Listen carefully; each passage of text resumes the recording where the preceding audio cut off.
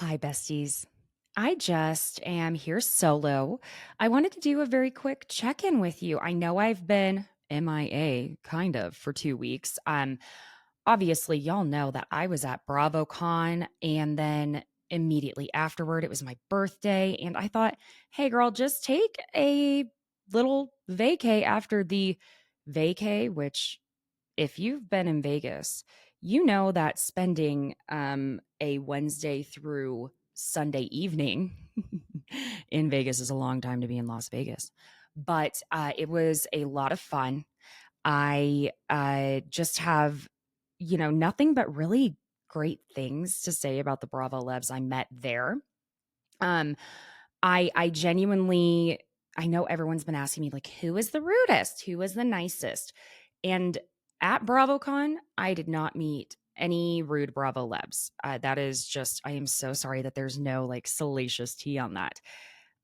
The nicest Bravolebs, my favorites, guys, that's like picking a favorite child. Okay. So let's start here. Gertie was wonderful. Would you expect anything less? Truly. Julia, oh my gosh, she was so sweet. Uh, Kenya was wonderful. I also loved meeting Lisa Barlow. Uh, I was really bummed I didn't get to meet Sonia and Luann. That would have been like really, really amazing. Let's see. I also, listen, Amanda ended up giving me a compliment on my outfit, and Amanda's style is like top tier. So I felt pretty snazzy after all of that.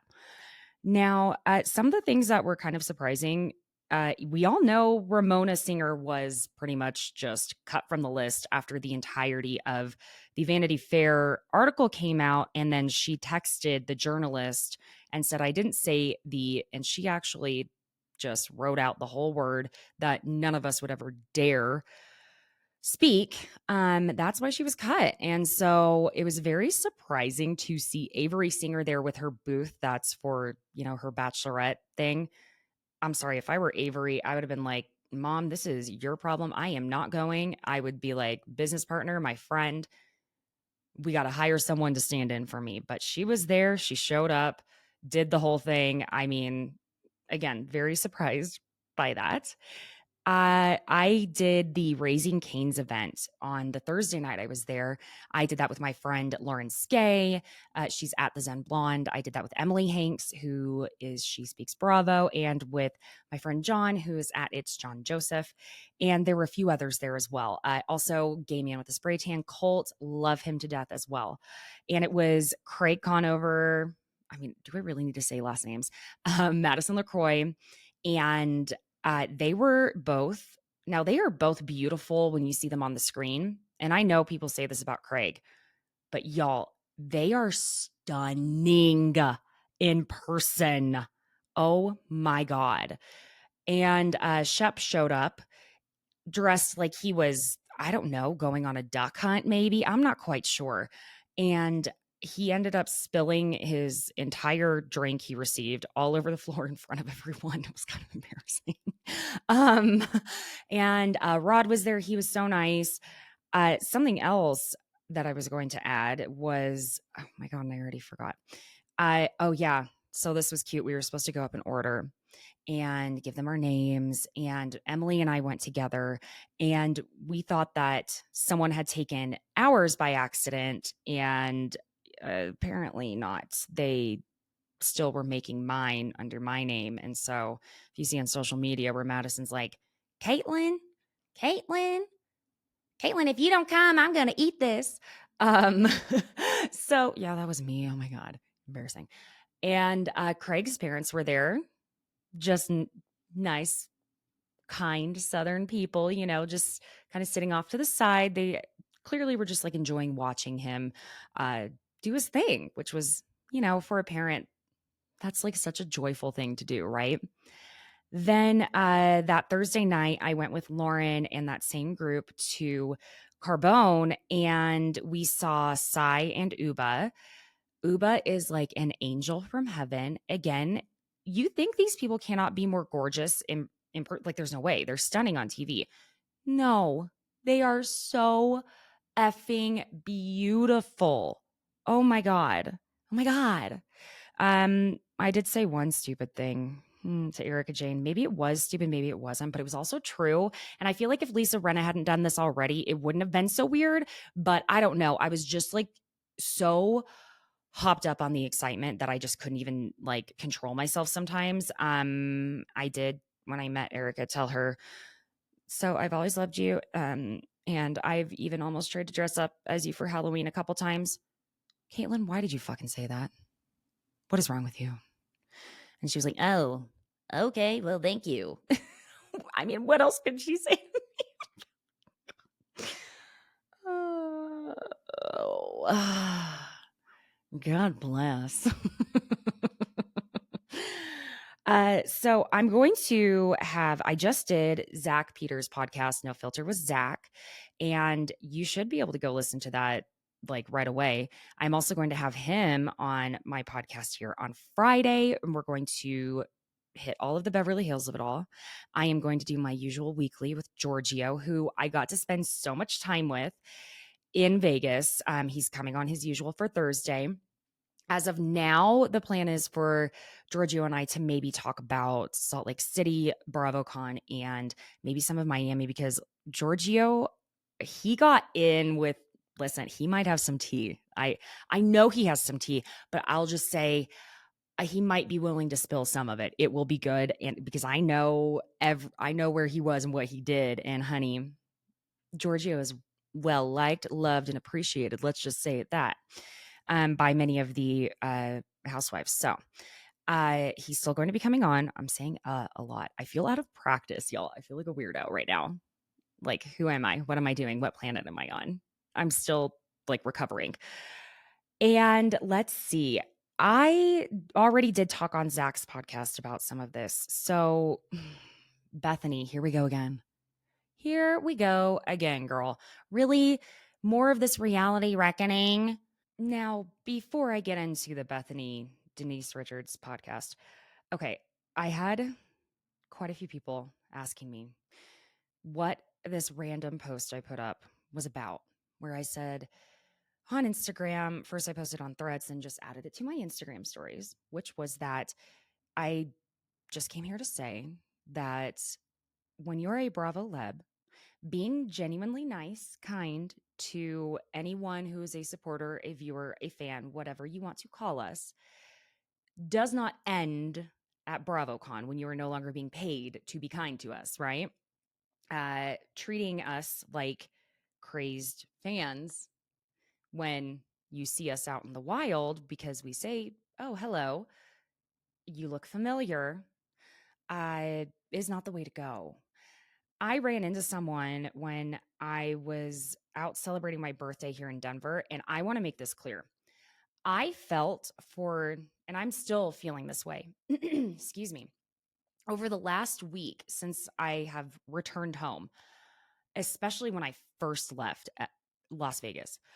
I was like, I'm seeing Bravolebs everywhere. I thought everyone was a Bravoleb when they were not. They were indeed not. I was like, I have lost it. I think I am seeing famous people everywhere when I'm not. And I mean this truly. Like there was a girl at the airport. She was blonde, and from far away, I I swear to God, I thought she was Olivia Flowers. Absolutely not. As soon as she was within like 10 feet, I was like, oh my God, that is absolutely not Olivia. This is how insane I was, right? So at first, when I saw this person, I was with my friends Jesse, Reality Witch, and Vicky, and my friend Lindsay. And I was like, I think that's so and so. And then and it was quite a few minutes after I had thought this thought when we were out at a bar here in Denver. And they were like, no, Caitlin, no way. And I was like, I know I'm still seeing Bravolebs, whatever, drop it. And I run to the restroom and then I go, oh my God, no, I think it's this person. I'm feeling pretty positive. I haven't watched much of this person at all. So bear that in mind. Because I'm not going to say who it is. If they were at BravoCon behaving this way, I would have been a little more likely to call them out. But they were not. They were in their own time on their own dime. Okay, how about that for a rhyme? And all I am going to say is that this person is on a show that one that I don't watch. And if y'all are typical listeners, you know which ones I don't watch. And that this person is also on a show that is airing that I honestly had nice things to say about them. Nothing bad at all, to be fair, because I hadn't watched them on previous shows to have any bias. So after the evening continued, I guess this person believed that we were just like rabid fans or something. I'm not entirely sure what they thought.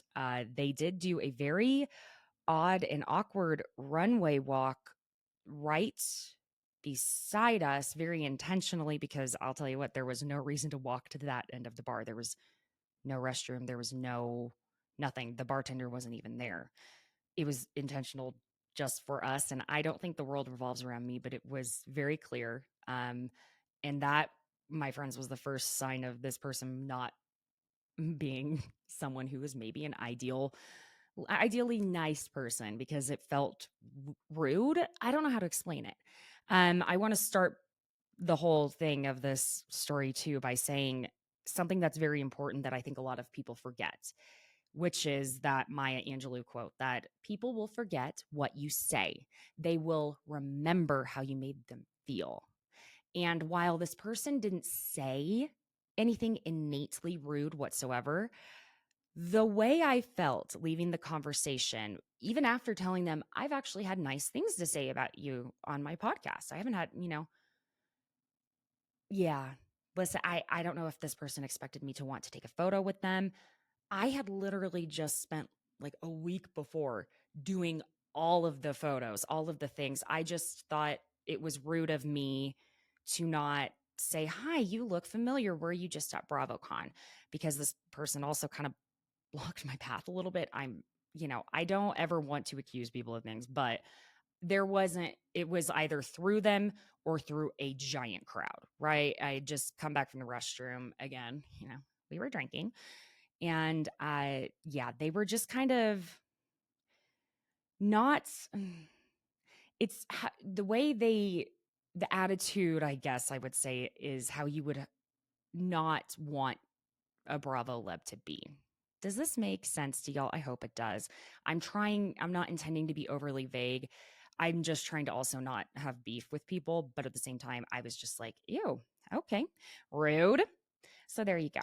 Now, the Bethenny and Denise. I love that Denise, first of all, the part one of this interview was pretty cool hearing about Denise's upbringing, about how she came into acting and everything that was happening with Charlie Sheen and how she was dealing with being in the public eye with her daughters. That was interesting. When we got to part two, that's where things went a little uh the wheels fell off, as Bethenny likes to say. So, in part two of this interview, when Bethany's trying so very hard to get Denise to say to her that she had a negative experience on Real Housewives of Beverly Hills and that she hates the show and that she blames the show for the demise of certain friendships, Denise was like, no, I blame Lisa Renna. And it was just very, it was so obvious how hard she was trying to get her to say she blames production, blames the network, blames the show, blames Andy Cohen, whatever it may be. Bethenny is like on a path of destruction at this point. Y'all know how I feel about Bethenny. And I think I feel so passionately about it because I'm like, girl, I used to like you a lot. I used to think you were cool and someone to look up to, at least for your business savvy, but it's just like on a whole other level at this point. I can't, it's indefensible. She's like telling Denise that she felt like everyone's saying to her, you're the only one that can do this reality, right? You're the only person who can do it. You have to do it. It has to be you. Ma'am, no, it does not. Absolutely not. And it gets to the point where Denise says, well, yeah, I guess you're very brave. I mean, yeah, I'm brave. Yeah, I guess I am. Uh, What? Because Denise is like, yeah, I'm sure Denise is thinking like, you're okay, you're brave because you're just like out here slinging shit like this. Um, and then Bethenny was trying to say that Andy Cohen was like so different at this BravoCon and didn't interact as much. I, again, this was my first one, so I can only go off of that. What I can say is that I have seen multiple people on multiple channels say that they have been to all of the BravoCons, and Andy was just as present and a part of the festivities, if you will, as he ever has been. In addition, that interview on Variety with Frances Warwick was quite fascinating. She said that Bethenny Frankel pitched 3 shows to NBC, Bravo. One was going to be a summer camp for the Housewives kids, which I'm sorry, wasn't it a whole thing that you were very upset about the exploitation of the children on Bravo? Isn't that fascinating? Another one was, well, her Rewives podcast, where she would just discuss episodes of Housewives that had already aired. And Frances was like, well, we already have a show quite similar to that one on nightly, which is Watch What Happens Live, obviously, because they do discuss the previous episodes and how Housewives are feeling about an episode that just aired. Didn't make sense. And I guess the other was, from what I understand, the Real Housewives of like Connecticut. Frances also said that they're not looking to add any new franchise cities for Housewives, but to diversify the casts that they already have. She really loves the cast of Southern Hospitality, which y'all, the trailer for, I think it looks really great. I'm really excited for it. I think that it's going to pick up in that area that Vanderpump Rules used to give us when they were younger. And now that the Vanderpump Rules people are a little bit older, it's a totally different set of, well, typically drama issues. What do you want to call it? So along with that, then Up and Adam Newhall did an interview with Lenny Hochstein's mistress, fiance, mistriance is what I called her previously. It just, maybe it doesn't flow off the tongue like it should, but something about it, I can't get it out of my head. With Katharina Nahlik. She is Austrian. And now I just have to say, it was giving. Okay. So I guess Zach Peter gave me this info when we were just recording that Adam had teased this interview on his YouTube channel. And then this was before the weekend. And they shot this whole thing of Katarina walking through Lenny's house that used to also be Lisa's. And then the video was taken down. And Katarina posted the interview in 3 parts onto her Instagram. And I don't know what happened that some people are apparently allowed to have 15-minute reels on Instagram Meta. Do you know how difficult it was to edit the entire weekend of BravoCon down into 90 seconds because that is all you allow me? What the hell? That being said, Adam never posted the interview. And essentially he said it was because he did not, because there were so many lies on Katarina's end. I'm just going to sum this up. Katarina says that their timeline with her and Lenny, and she would barely even speak on it, was when she had separated from her husband. And she said she had met Lenny at the beginning of the like right before the pandemic happened. So my assumption is that it was at the Halloween party in 2019, or I guess very early in 2020, because we all know when that all started. And then she says she left her husband, separated from him in 2021. And now we do know this because what's ironic is Ashley Darby had this excuse for why she hadn't been actually divorced, filed for divorce from Michael Darby, which is that in Washington, D.C., and that's the Potomac area is Washington, D.C. area, that you have to be separated, have proof that you are not living together and separated for 6 months, which I think is wild. Honestly, I don't understand that because what do you do with domestic violence cases? So then I guess Katarina moved to Florida, where she says that you have to be a resident of Florida for 6 months to be able to file for divorce. Okay. So allegedly, according to her, it was a year before she could actually file from divorce from her previous husband. And she says that in essentially that she and Lenny had kept in touch via social media throughout this time because they ran in the same social circles. Well, I'm sorry. What that actually means is that Lenny is sitting there commenting on your photos with fire emojis and heart eyes and sliding into your DMs. That's what that actually means. Then essentially they got together, what, like as soon as she was like separated? I'm a little confused still. And then Adam questioned her on how she claimed that she was a victim of cyberbullying from Lisa, which then she's like saying, "Oh, I'm not a victim. I never said I'm anybody's victim." Yes, you did when you tried to file a restraining order against Lisa. So that's you can't have it both ways. You either consider yourself a victim of this or you don't. And he points out, well, you've been accused of that yourself, right? So she says that, and he brings up how she posted photos in Lisa's Rolls Royce and in lingerie and had the caption, money, that people say money can't buy you happiness. Excuse me. People who say money can't buy you happiness haven't paid for divorce. And she claims that it was literally about her divorce, which maybe it was. Okay, let's throw her that bone. Let's just go ahead. Maybe it was. But why wouldn't you put something like, people who say money can't buy you happiness haven't paid for divorce, and I have finally finished paying for mine?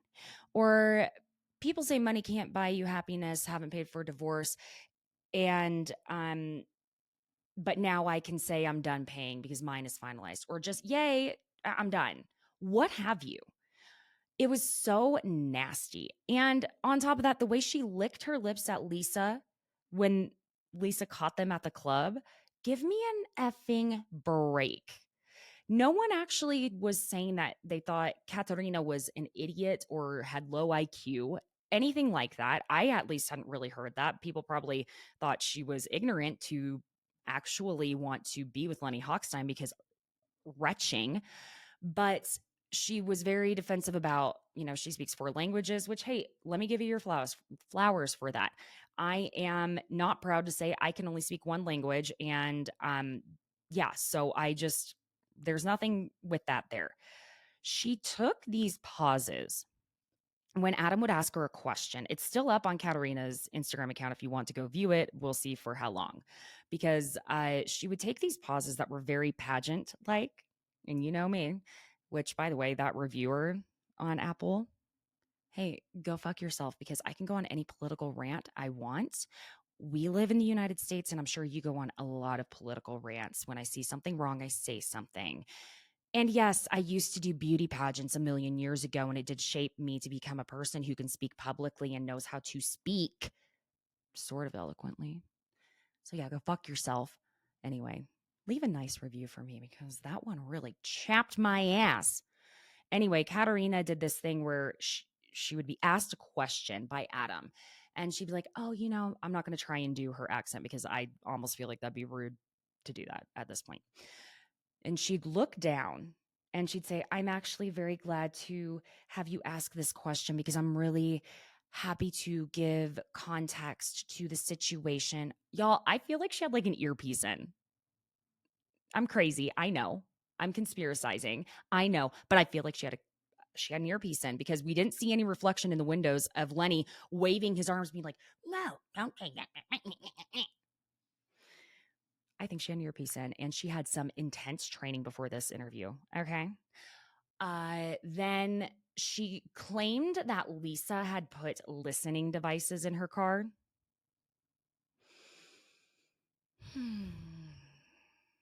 First of all, it was Lisa's car.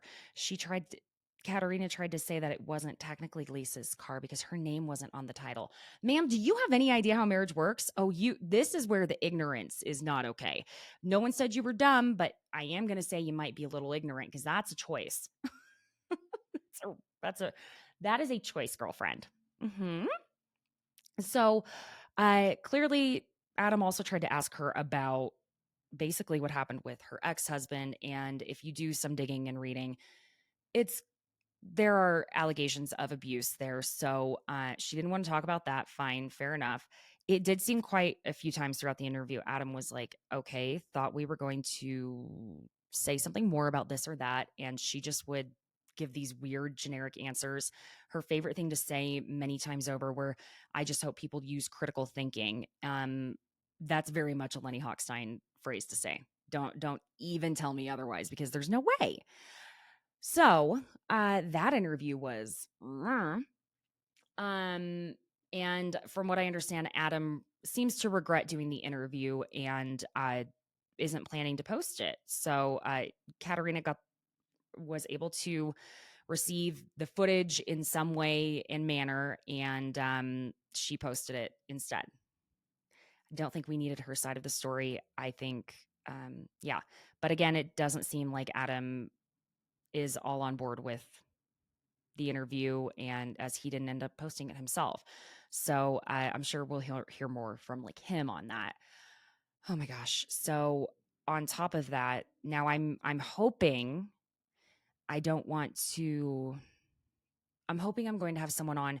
We're going to see what works out for the scheduling to discuss these allegations against Monica on Salt Lake City, because my God, y'all, it's like it's a lot. I'm just going to say I don't believe that Monica took Lisa Barlow's $60,000 ring.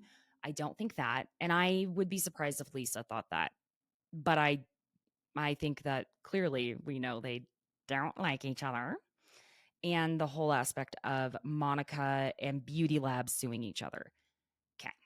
So that being said, they are not breaking any of the contracts. I spoke about this on my TikTok, and I'm probably going to do some more social media content today because somehow it's Monday again. My birthday's over. It's all over. Now it's the holidays. Great. Um, that being said, I this is tough because I know what people are thinking, and I'm trying to also save some of the craziness of all of it for the podcasts that I'm recording this week. But that being said, the general consensus is that that moment in Bermuda when Heather has like that meltdown that we saw at the very beginning of the season, where she's like, it's her. I can't believe she'd do that to us. I can't believe she'd do this to us. I'm like shaking. People are saying that they think that's Heather finding out that it was Monica, because Monica put a different name down when she received these services from Beauty Lab back in, I believe it was 2020, if I'm not, I should have double checked that.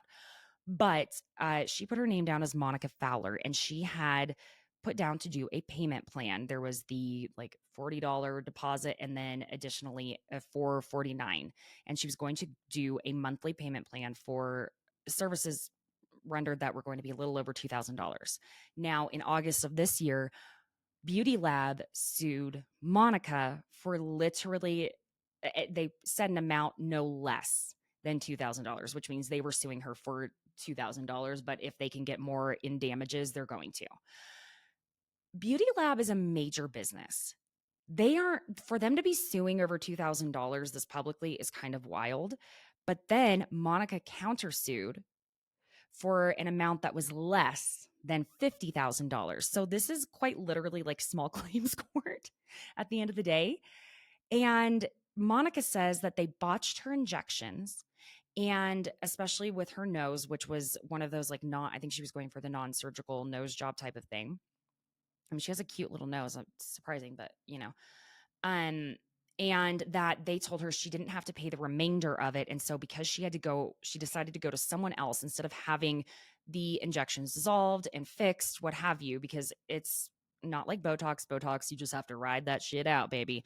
But in fillers, which I've not done yet, never say never. Uh, yeah, you can dissolve it. And I hear that it's an incredibly painful process, but it's possible to get it fixed. Then Monica went to someone else, and she also wants to be paid back for going to someone else. And again, the name was under Monica Fowler, not Monica Garcia. So that's a whole other can of worms, clearly. Mm-hmm. Gosh, what else happened? I'm probably going to talk about some of this more again with Giorgio, because I just love hearing his takes and his reactions to things. But Adriana and Alexia got into an argument at the airport coming back from BravoCon, and Adriana was wearing a mask. Now they're calling it a surgical mask, but I mean, we were all wearing them during the pandemic and even after. And I guess Alexia was pissed at Adriana for what she said about the finances regarding Alexia staying with Todd because of the financial situation. And Adriana is yelling at her, and Adriana turns around and is yelling at Julia. Again, they're all in baggage claim. What? I would have paid to be there for that. Technically, I just did at BravoCon. Why did you ladies save that for after BravoCon? And I guess Kiki was standing there going like, girls, calm down. People are going to start recording you. You need to chill. And Adriana's looking at Julia going, do you see what your friend does to me? How could you be friends with someone that would do that to me? Just some really great news is that we got to see Gertie on social media ring the bell for officially being done with chemo treatments and being in remission for breast cancer. The downside is how Larsa apparently reacted to being told by Gertie that she had breast cancer. When you're in shock to the point where like you can't even have a moment of empathy, I'm going to tell you the things that most people say. Oh my God. When someone tells you they have breast cancer, excuse me. Oh my God. What? Oh, Gertie, I'm so sorry. You do? I can't. I am so sorry. What you don't say immediately is, how was I supposed to know that?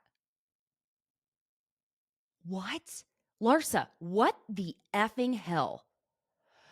And then you don't immediately follow that up with, well, how do you know? How do you know? Now, when Larsa was asking that question, here I am having to somehow defend Larsa for a second, which, are you effing serious? But here I am. What I think Larsa was trying to ask her is not, because what it sounds like is how she wasn't believing her. It sounded like she was using some sort of a lump scare that maybe turned out to be nothing as I might have breast cancer. They have to do a biopsy. We've seen that type of thing play out. Maybe Larsa in her head was thinking, did they do, so they ran the tests. Maybe that's what. I can only laugh in the most morbid way because I can't. Because then Gertie asks her to keep it between them. And we get the preview that not even 6 hours later, Lars is telling people about Gertie's breast cancer diagnosis. Way to show that you wanted things to be better between the two of you. Okay. One more thing that happened is I guess Heather McDonald, she put on social media that she had these earrings she was accused of, quote unquote, like stealing, that she had, and her story was that she had borrowed them and forgot to give them back. You know, I think a lot of times issues like this come down to miscommunication with everyone, and that maybe no one did anything wrong there. Okay. And I guess I'm very confused because I thought Heather lost the earrings. Okay, so bear with me. When she was dancing, these earrings that she borrowed from, I forget the name of their friend. She and Jeff Lewis's mutual friend. And I thought she lost the earrings, or at least one of them. Okay, so maybe it wasn't both. So she lost one, maybe. And she said she had them appraised and that they were not worth $10,000 as was alleged by Jeff on Jeff Lewis Live, and that the check she had sent the woman who had previously been a friend of hers that she borrowed them from for $3,000 had been cashed, and she says these earrings were actually only worth like $300. And then she went on to accuse Jeff and these people of trying to destroy her career. Now, here's the thing. Because I don't know what the truth is. That's just a fact. I don't. But let's go ahead and just say that you know, I I were in her position for this, let's just say, I absolutely would feel devastated by this if I were her. Um, I also don't believe that Jeff Lewis has agendas to do actual takedowns of people. I think because he is so intense and can be so brash. And when Jeff is mad and he lashes out and he goes, I mean, Jeff is 0 or 100. You know what I'm saying? And when there are people like that, that they don't have an in between, I think everything feels like an attack. Personally, that's how I would feel. And that's something that if you've been friends with someone for that long, you probably already know this about them and you just are always praying, hey, I hope I'm just not on the receiving end of that attack. But something that rings true to me is that Jeff had said Crystal was boring. Crystal Minkoff from Beverly Hills was boring when he was at a panel type of thing at BravoCon. And he didn't even realize she was still on the show type of thing. And Crystal then went on the press line at BravoCon and called Jeff a hack sucker. Well, Jeff ended up seeming to appreciate her giving it back to him. So, my point here is that maybe Jeff is just one of those people that, like, if you don't give it back to him, he's going to keep giving it to you. And he likes a good tit for tat. And I don't think he takes things quite as personally when he's in that mode. Does that make sense? Maybe it doesn't. People are going to be like, Caitlin, what the hell are you talking about? Because I'm just talking to myself. I'm just trying to get back in the swing of things. um, because I just really needed to bring myself back down to earth. Uh, and this is probably the best way to do that is just do a short little gossip sesh with you besties. Okay. I'm just going to take a very quick break and then I'm going to come back and we'll conclude the rest of this. Okay. Hang tight. Thanks for hanging around, friends. So, just to kind of wrap this up, one, I had full intention to do so many more things for content at BravoCon this year. I had to take in a big learning curve with how to do that specific type of content. My content is shifting some, and I'm trying to just include more of my experiences here. Something that I'm going to manifest and put out into the universe here is that going back to the interview with Variety Magazine with Frances Warwick, who's one of the NBC execs, she did say that they are looking at doing more local, maybe local watch what happens live type of tapings, maybe places like Denver. And if you need a bartender, you know exactly who to call. Andy Cohen. I think I would be a fantastic bartender on there. I'm good at I mean, we all know I'm not very good at shutting up, but I could shut up for the most part of it. Like I would probably be so stunned and excited, I'd zip it all right up.